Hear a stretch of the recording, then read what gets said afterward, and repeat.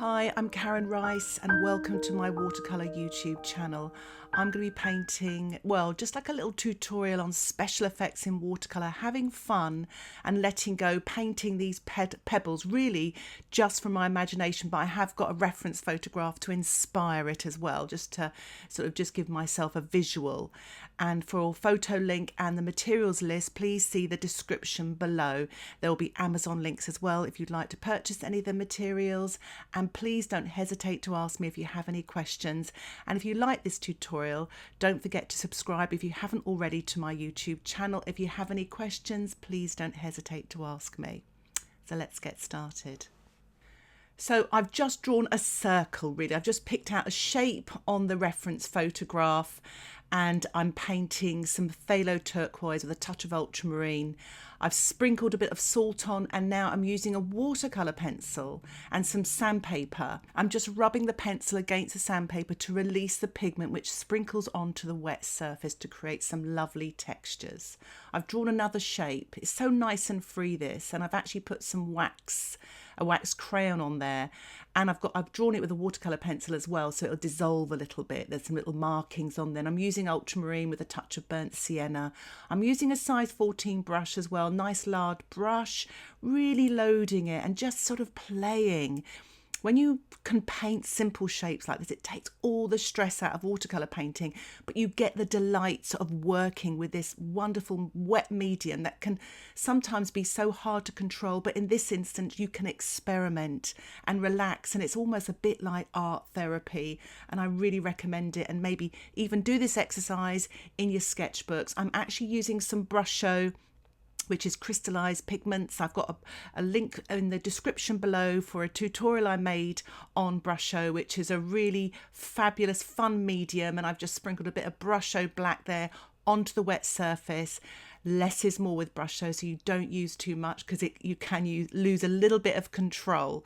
So I'm using a little bit more of this wax crayon now, drawn another shape, and I'm using some little bit of pink and black here. Wet on dry. As I say, a full list of the colours can also be found in the description below, and I'll also give you some colour alternatives.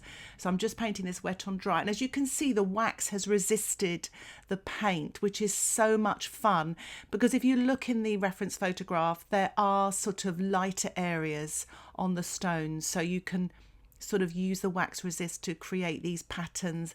And what it does, it resists the watercolour, so it protects the white paper.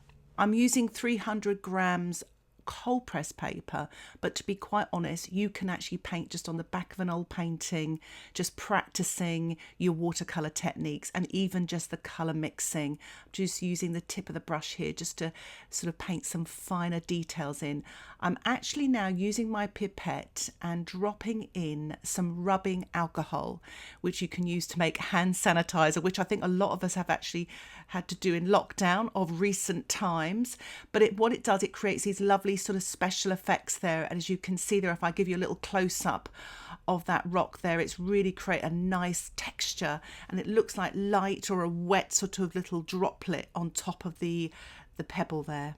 If you have any ideas that you'd like to share, please share them in the comments section below, and it will be great to hear from you as well, and I'm sure it will be helpful to others to share these lovely texture ideas. Just letting go with watercolour, it's so creative and it's so much fun to do. Just painting this next little pebble here, and I'm going to use some cling film, putting it on top of the wet surface. I've used turquoise, pink and ultramarine. As you can see there, it's creased up, and those creases, once they dry, they'll make some lovely marks on the surface of the pebble there, really sort of creative.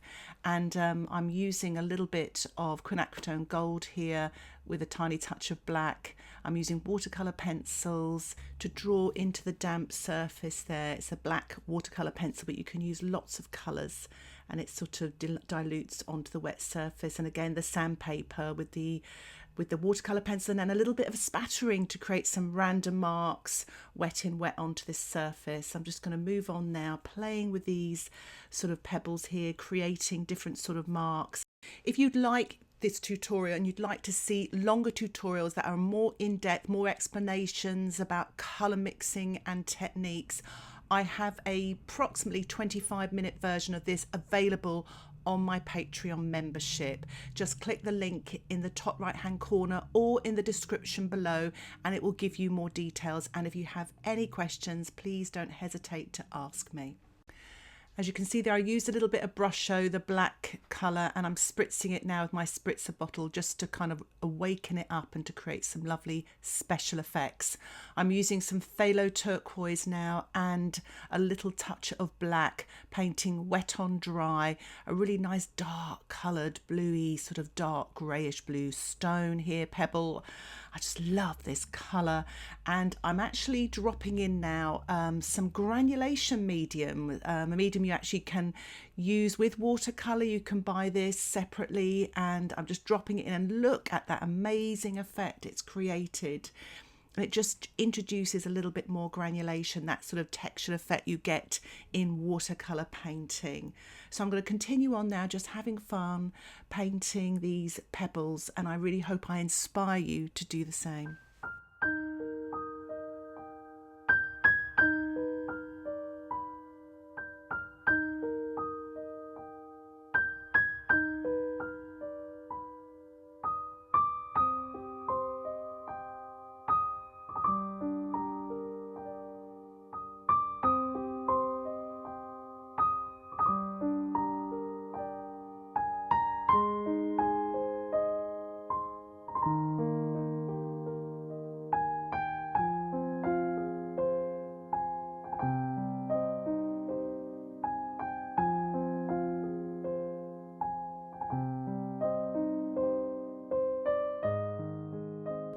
I'm just giving a little spatter of some darks there for some more textures. What I'm doing now is I've dried the painting and I've blow dried it with my hairdryer, and I'm just using some black with some ultramarine mixed, and I'm just painting in between the pebbles now with my size 6 brush just to create some of those dark shadows, and it just really pops them out. And then once that's dry, I'm just going to paint a little bit of shadows on the pebbles as well.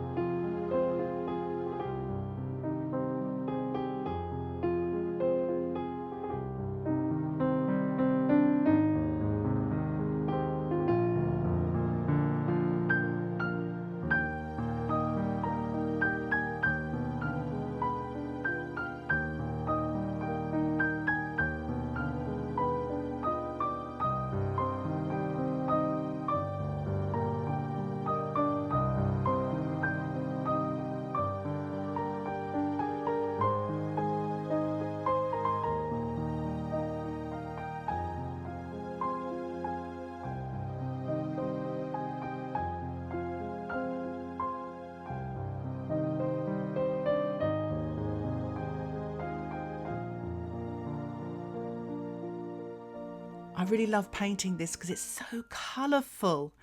And you don't have to do the background, by the way. You can leave it white and just paint the shadows on the pebbles. I'm finishing off now, spattering some white gouache. You could use white watercolour onto the dry watercolour painting.